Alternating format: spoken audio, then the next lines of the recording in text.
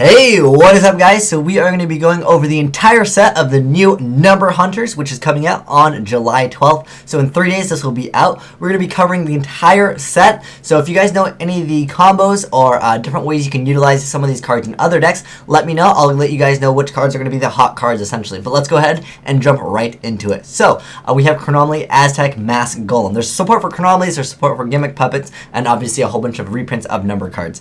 But anyways, his effect is that you can special summon him as long as you've activated a Chronomaly spell card previously this turn, and you can only control one of them. So he's just kind of for quick rank, XYZ rank cards, the XYZ monsters. So Chronomalys and the Gimmick Puppets are all about the XYZs. They each have their own XYZs, but against Elemental Dragons and Spellbooks, I don't think that they're going to be doing so hot, but maybe you guys will figure out some cool combos.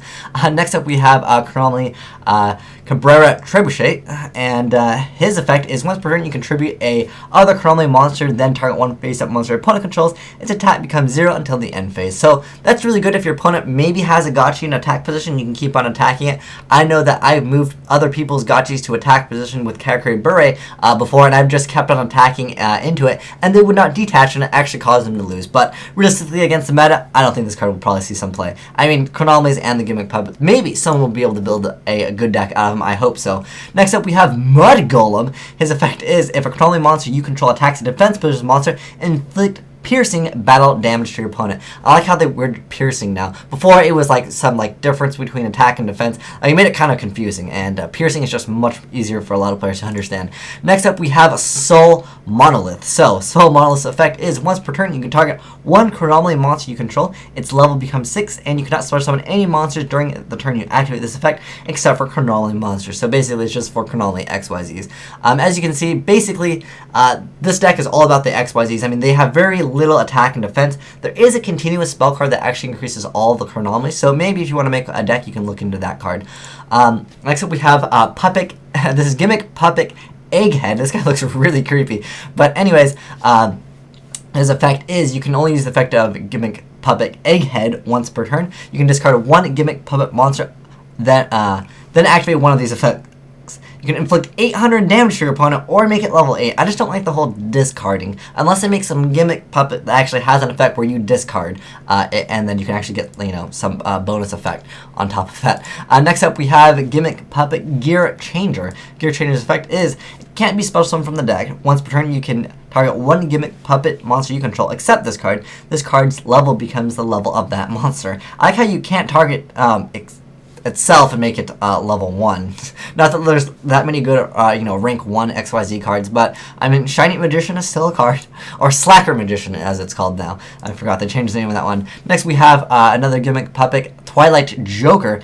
Now when a Gimmick Puppet monster you control is destroyed battle and sent to the graveyard, you can banish that monster and you special summon this card from your hand. You can only use the effect of Gimmick Puppet Twilight Joker once per turn. So the only downside with a lot of these Gimmick Puppets and the Chronomalys is on their own they're not very good. So if you get Effect Veiler or something that disrupts your play, you're really hurting because these guys do not have good attack or defense.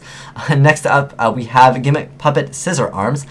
His effect is when this card is normal summon, you can send one Gimmick Puppet monster from your deck to the graveyard. So I think that if you want to build Chronomalys or Gimmick Puppet, since it's all about the XYZs, some of them do have the effect where you can just special summon another Gimmick Puppet from your hand or get one from the graveyard. And then, if you have Call of the Haunted, I think it'd be a great card in Gimmick Puppets or the Chronomalys. I think, being able to XYZ, multiple times per turn, especially with that Chronomaly card that allows you to inflict damage to your opponent equal to the difference in attack, especially if you're playing the GAGA deck. There's actually a pretty cool combo with the Chronomalys. If you want to check it out, I will put a link down below in the description box for the Chronomaly GAGA OTK.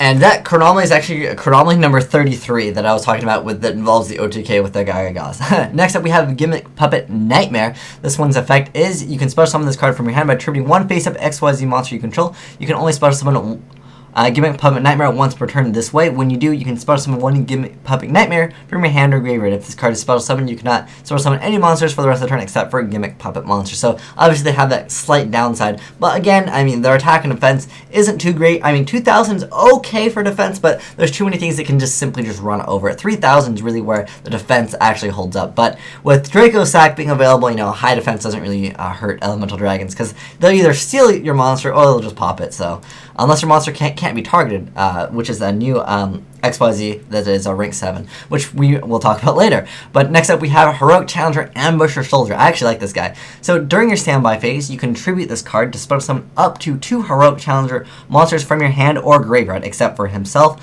You can only use this effect, Heroic Challenger Ambush Soldier, once per turn. When you do, banish this card from your graveyard. Face up Heroic Challenger monsters you currently controlled become level 1. Now that doesn't mean you have to XYZ. Obviously level 1, like I said, there's not very many good rank 1 XYZ monsters at the moment. Perhaps they'll make more, but just getting out 2 monsters is not bad.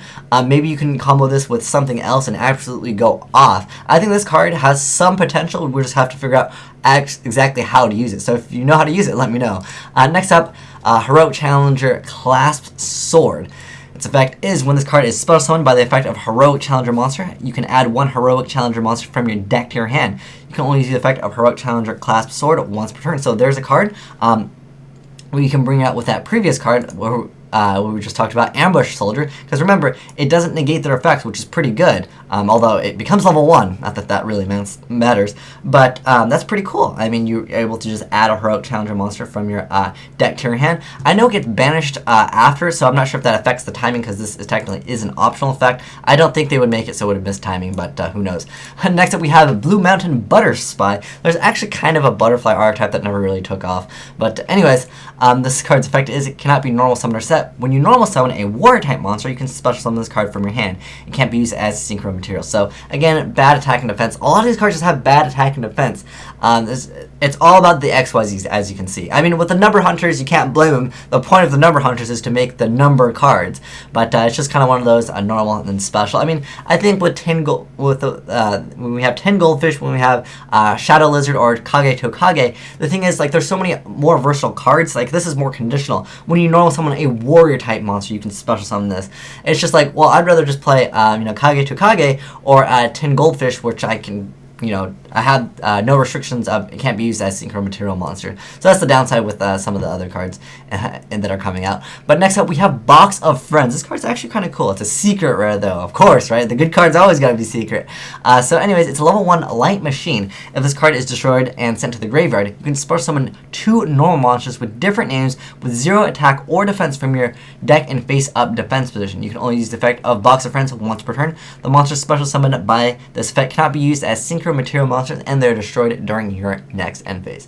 Now, off the top of my head, I can't think of any meta deck that uses monsters that have different attacks. Because remember, it has to be 2 normal monsters with different names. There's a lot of cards that have 0 attack and defense. One off the top of my head, what I thought, I was like, okay, maybe it'll jump this, right? So I went ahead and checked out the card tips, so you guys can check this out if you want. But I mean, you could technically get out that Millennium Shield, which would be so good. But realistically, the only cards that I see like that maybe might see like a decent play with this, obviously, Gem Knights are a deck that you can run Rescue Rabbit in, and there's Garnet and there's Sapphire. Both of those either have 0 attack or 0 defense. Garnet has 0 defense, and it's 1900 attack, so it's not bad. Sapphire has 2100 defense, so you can weigh your options. Perhaps that is a card you can tech in. I know that players playing Gem Knight, I mean, there's no reason why you wouldn't want to play Rescue Rabbit. It's a free XYZ, or you can just set up for those Gem Knight fusion plays. I think it's just overall just too good not to play at least maybe 1 Box of Friends if you're already playing Rescue Rabbit in something like Gem Knights. I think one of these would be okay.